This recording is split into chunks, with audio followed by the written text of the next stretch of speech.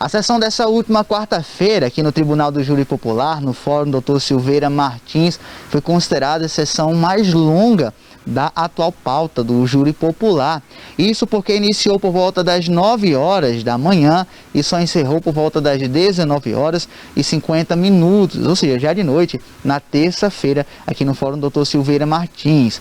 Foram 3 réus julgados.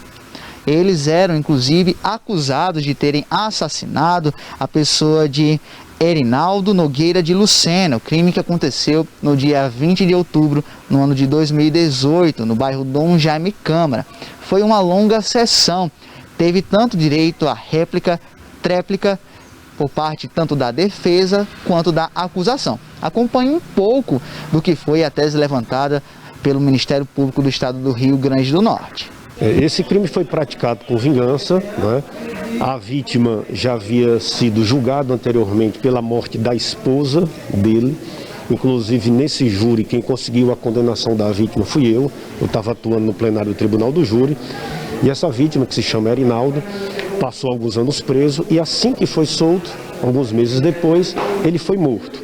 E as investigações e as provas dos autos demonstram que quem foi o mandante do crime foi o irmão da ex-companheira do Erinaldo, chama-se Naldinho, né?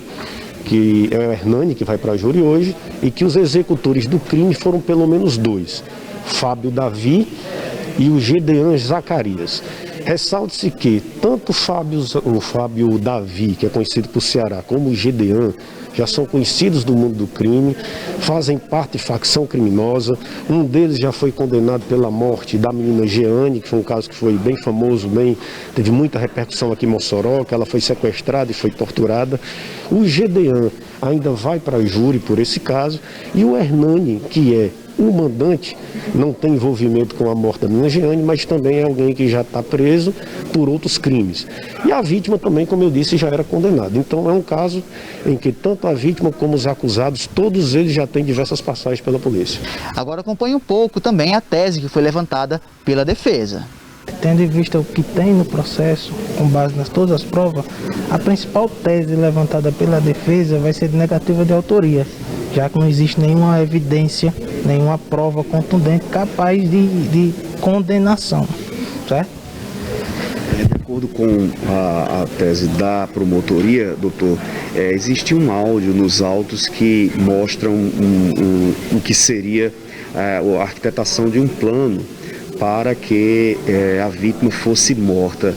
A defesa reconhece essas provas aí? Na verdade, o que existe, esses áudios, existe uma mídia, certo? E esse áudio nada mais é do que a própria testemunha, né, afirmando e falando que teria conversado com um dos acusados. Ela não consegue comprovar, porque quando você conversa com alguém e você quer comprovar, você tira um print, você manda um áudio da conversa e não. Isso é uma captação ambiente, na verdade, em que ela afirma que teria conversado com um dos acusados. Gedean aparece na cena do crime, isso vai ser levantado em plenário, justamente pelo fato do envolvimento, de um suposto namoro, de que Gedean teria com a Maria das Dores, certo? Que não era, esse namoro não era de forma nenhuma pactuado com Paulo César, que é uma outra testemunha que vai ser ouvida em plenário, certo? Isso tudo, esse envolvimento de Gedean é acerca de Paulo César.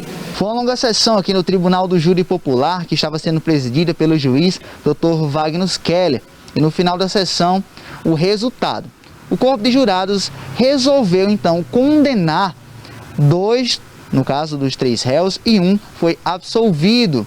Os 2 que foram condenados, cada um a 14 anos, foi o Fábio David da Silva Aquino, também conhecido como Ceará, e o outro condenado, Gedean Zacarias de Souza. No total, 28 anos de reclusão.